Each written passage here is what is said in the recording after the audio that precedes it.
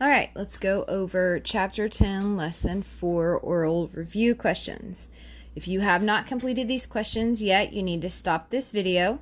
You need to complete these questions. First, I would like you to try to answer as many of them as you can without looking back in your book. Second, you can go back in your book and answer any of them using the tools from the rest of this book. Once you have answered all the questions, then you can come back to this video and check your answers. So go ahead and pause this video now, answer these questions, and then come back and check them. All right, so let's go over the answers for these questions.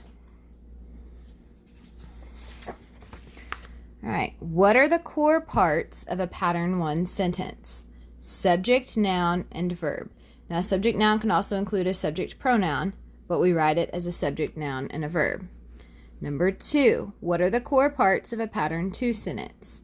Subject, noun, transitive verb, and direct object. You have to have these 3 things.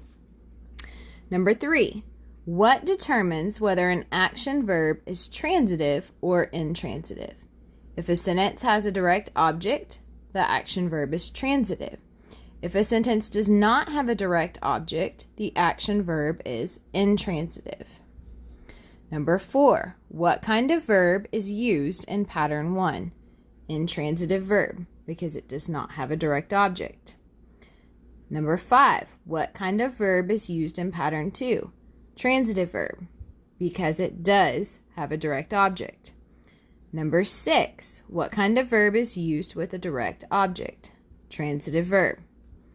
Number 7, what kind of verb does not have a direct object? Intransitive verb. Number 8, what are the 8 parts of speech? Remember, I don't care what order they are in. However, these should be spelled all correctly because you have use of your book to help you. Noun, verb, adjective, adverb, preposition, pronoun, conjunction, interjection. Number 9, what are the 3 noun jobs you have studied? It does not matter what order these are in.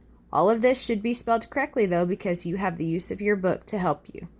Subject, noun, object of the preposition, direct object. Okay, that is your review. Once you're done with your review, you may go over and complete your Chapter 10 checkup. So let's go over the directions for your Chapter 10 checkup. Okay, exercise 1, you're going to classify each sentence. These could be pattern 1 or pattern 2 sentences, so be very careful. Remember, your pattern 1s will not have a direct object, your pattern 2s will. Exercise number 2, list the nouns and noun jobs from sentence 1. So if you want to draw an arrow up to here, you can do that.